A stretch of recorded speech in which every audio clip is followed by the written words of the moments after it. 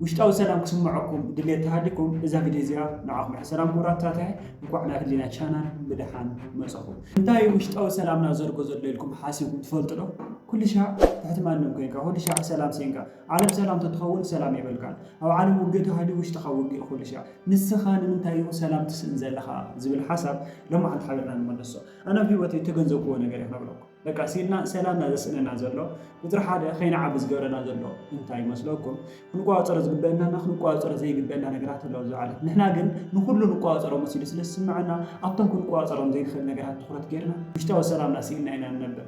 በቃ ሰባትስ ንሕናስ ክኾኑና እንደሊና አለካ እንደ በቃ ሰላም ኩኑሎም ሰላም ኩልና በቃ ንዓና ክመስለለዎም ሰባት ንዓና ዘይመስሉት ኮይኖም ሰላም ናይና ንስእል ንቋፀሮም ኢና ንሙኩር ውግእ መፂ ክንባርከና ንጭና ክንቋፀሮ ይንኽእል ነምፀሎ ጤብልና በቃ ንሳንታ ያኻት ገበት ትኽእል ታኻት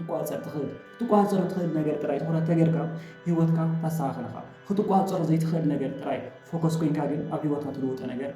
የብልካ ኣብዚ ግዜ እዚ ልዕሊ ማንም ጉዳይ ኮይኒ ከዓ እንታይ ትሓስብ ከም ዘለካ ዘይምፍላጥካ በቃ ይስምዓካ ሕማቕ ከም ዝስምዓካ ዘለካ ትፈልጥ እምበር ሓሳብካ ይስምዒትካ ትፈጥሮ እንታይ ትሓስብ ከም ዘለካ ግን ኣይትፈልጥን ሰባት ክኾኑልና ኢና እንደሊ ሰባት ክፈትውና ኢና እንደሊ ሰባት ክኽብሩና ኢና እንደሊ ሰባት ክሰግዱልና ኢና እንደሊ መን ንዓኻ ከኽብረካ በቃ ክብሮ ተዘይኽበካ ጉዳዩ በደል ይፃው ተረዲካ ማንም ሰብ ይመችዎ በቃ ተጸዲቅካ ይመችዎ ተፈቲካ እውን ይመችዎ ዘጽለ ነገር ጥራይ ትብል ዘጽለ ባህሪ ያለኻ እቲ ዓብይ ውድቀት ዘጋጥመና እዚ ንምንታይ መስለኩም ሰባት ክንቋፀር ክንቋፀር ዘይክእል ነገራት ትኩረት ንገብር ንሙኩር ዓርሳኹም ቁፃር እዩ ተወሳኒ ህይወትካ ክትለውጥን ዘይክትለውጥን ዝገብረካ ዓርሳ ተዋፀር ሓሳብካ ተዋፀር ስምዒትካ ተዋፀር ተረዲካ ትዛረቦ ነገር ተዋፀር ትገብሮ ነገር ተዋፀር እዚ ነገር እዚ ግን ጻዕሪ ይድል ኣምሮና ኣብቲ ንዓና ዝቐለለ ነገር ትኩረት ክንገብር ይገብረና ኣብቲ ንዓና ዝቐለለ ነገር ከዓ ንዓና ሰላምና ይዘርገና ተረዲካ ንዑይና ሰላም ሲኢልና ዘለና ኩለኩም ተረዲካ ዓርሳ ክትቋፀር ሓሳብካ ስምዒትካ ክትቋፀር ተዋንካ ጻዕሪ ይድልየካ እዩ ምንባብ ይድልየካ እዩ ሜዲቴሽን ከድልየካ ይኽእል እዩ ፀሎት ከድልየካ ይኽእል እዩ ቤተክርስትያን ምኻድ ከድልየካ ይኽእል እዩ ፆም ከድልየካ ይኽእል እዩ ሓደ በቃ ግዴታ እምነትካ ፀጊዕልካ በቃ ፎከስ ኮይንካ ባዕልኻ ክትሰርሕ ከገድደካ ይኽእል እዩ نحنا أمورنا قواصرنا خلوا أتعب الشكر تاخذ ما فينا على خطأنا زي خلنا نقدر تخلص قلنا طمنا دي فلت اللي أمورنا إذا نقدر نفلت رجعهم عايش مخالنا تعب وكنا زين بزع أموره خمي كم سرح عين فلت وأنا تفلتنا وتكبر وين بورا بتعمل زي قواصرنا سميتاتنا بتعمل قواصرنا أمورنا بتعمل قواصرنا سلسي هونا هندير بديت هذينا كاب حج جميرنا بين كابنا يسوي وقت مصاب سب بالله يقول ترى دي كاب ما ننسى بالله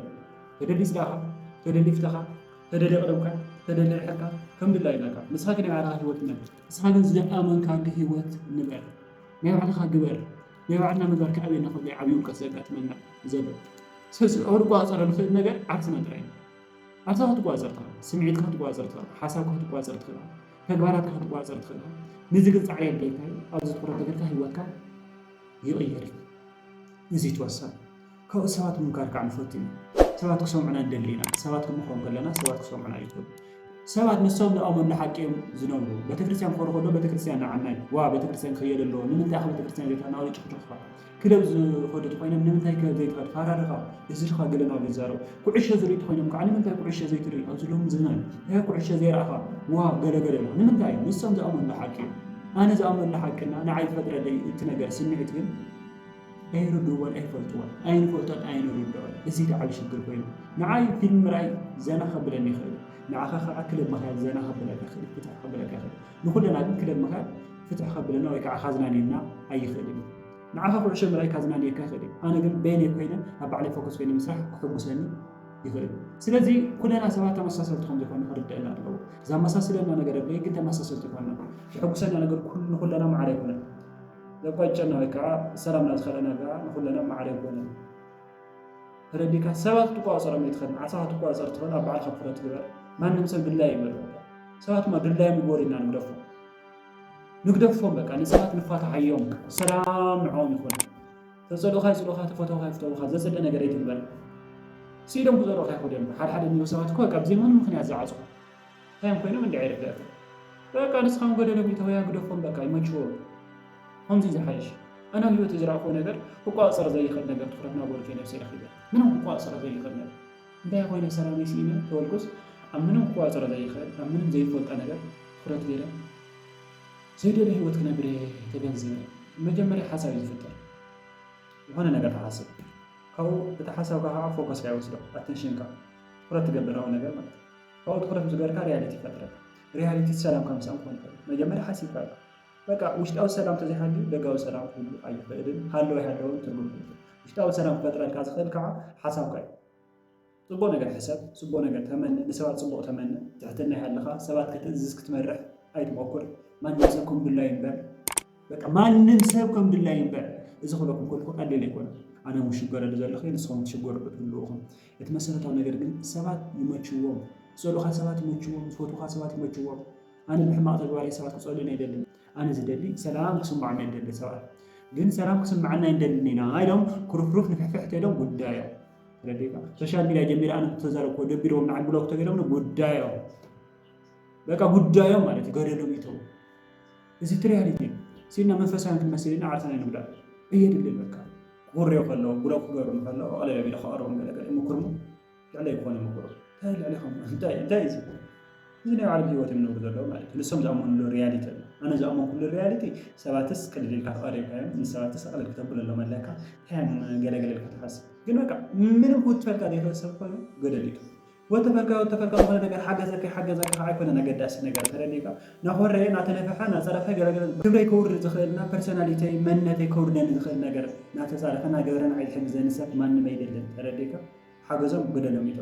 ካብኡ ካብ ማንም ኤክስፔክት ኣይትገብሩ ካብ ማንም ምንም ነገር ኣይትፀበዩ ክብሪ ኣይትፀበዩ ክሕግዘኩም ኣይትፀበዩ በቃ ንስኻ ዝገበርካ ክገብረልካ ኣይትፀበእ ፅቡቕ ትገብር ከለካ ክረግሐካ ይኽእል በቃ ምነው ትገብር ኣይትኽእል ንስኻ እንኳ ፅቡቕ ገበርካ ጥራይ ሕማቕ ኣይትግበር ሕማቕ ዝበሃል ነገር ግን ኣይትግበር ውሽጣዊ ሰላምካ ይዘርጋካ ንሕና ይለምደና እዩ በቃ ግን ማንም ሰብ ኣይተቕይም ዘቐየምካ ሰብ ተሃልዩ ቅርታ ግበረግለ ይበሎ ተደፊእኻ በቃ ካብኡ ሰላም ትረክባ ከቢድ ይመስለና ግን ቀሊል እዩ ይከኣል በቃ ኣብ ሰከንዳ ትበኣስ ኣብ ሰከንዳ ትዕረቕ ካብኡ ትፋትሖ ርሕቐትካ ትፍሉ ኩሉ ሻዕ ገፈፍ ናባልካ ወዲኦም እዚ ገይሮም ዝበሃል ነገር የለን በቃ ትቐርቦ ፅቡቕ ተዘይኮይኑ ትርሕቆ ሓደ ሻዕ እንታይ ይፍጠር መሰለካ ሰባት ርሕቕናዮም ከለና ምስኦም ኢና ብሓሳብ ረዲካ ርሕቕናዮም ነኮንያ ግን ዝገብርዎ ነገር ዝዛረብዎ ነገር ይቋጨና ያናደና ሲሉ ሰላም ይኸልአና ከምዚ ዓይነት ሰባት ኣለና ስለዚ ውሽጣዊ ሰላም ክዓቢ ተደሊኻ ግን ሰባት ጉዳይ ኣሎ ሰባት ይመችዎም ኣሎ ሰባት ናይ ባዕሎም ሂወት ይንበሩ ካብ ማንም ምንም ኤክስፔክት ኣይንገር ኣይንፀበእ ማንም ሰብ ክኽብረና ይኽእልን ክንዲ ዘኽብረና ክኽብረና ይኽእልን ክንዲ ዝሃብና ዘይኽብረና ይኽእል እዩ ንስኻ ፅቡቕ ናዛረብካ ንሱ ሕማቕ ክዛረብ ይኽእል እዩ ጉዳይ እዩ በቃ ጉዳዩ በቃ ንእሙርኻ ማ ተነግድካ ጉዳዩ ሰባት ይመችዎም ናይ ባዕሎም ሂወት ይንበሩ ኣነ ናይ ባዕለይ ሂወት ዝነብር ዝሓሸ ቀፃሊ ክፈጥር እየ ዝሓሸ ብርሃን ክፈጥር እየ ምክንያቱ በቃ ሳክሰስፉል ክትከውን ተኮይንካ ሳብ ባዕልካ ፎከስ ትገብር ዘለካ ካልኦት ሰባት ጉዳዮም ተረዲእካ ንስኻ ዝሰርሕካ ነገር ሰባት ዘይኮን ምቕልካ ይኮነ ዝሰርሕካ ተትሰርሕ ፅቡቕ ነገር ፅቡቕካ ዝኾኑ ሕማቕካ ዝነብሩ ሰባት ብዙሓት ስለዚ ክንጥንቀቐሎም ኣለና ውሽጣዊ ሰላምና ገዲምና ዓርሰና ክንነብር ኣለና ልዕሊ ሰባት ናባና መፅኡ ብሰላምና ዝኸዱና ንሕና ናብ ሰባት ከድና ሰላምና ንስእና ንበዝሕ ተረዲእካ ኣብዘይ ጉዳይካ ንኣተኻ ሰላምካ ትስእል ስለዚ ንቋፀሮም ንኽእልና ንቋፀሮም ዘይንኽእል ነገር ፈሊግና ካብ ማንም ነገር ምንም ኤክስፔክት ከይገበርና ውሽጣዊ ሰላምና ገዲምና ዝሓሸ መፃኢ ክንፈጥር ክንለዓል ኣለና ዝሓሸ መፃኢ ይግበአና ዝሓሸ ሰባት ምዃን ይግበአና ኩሉ ነገር ዘቤት ሰው ገረ ይግበአና ኣምላኽና ሓጋዚና ንኣምላክ ኣቕረብ ዕላማት ሃሊካ ዕላማ ክትኸተል ዕላማ ተዘይሃሊካ ምንም ማለት እዚ ክገብረ በቃ እንታይ ዕላማ ንገለልካ ትሓስብ ተሃለኻ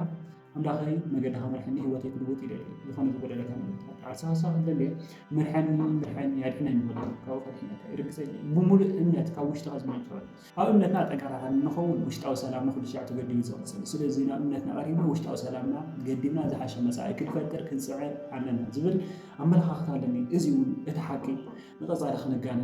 ሳብስክራይብ ገበሩ እዛ ቪድዮ ጠቂማኩም ኮይና እውን ላይክ ገበሩ ይመችኩም ደቂ ዓበይቲ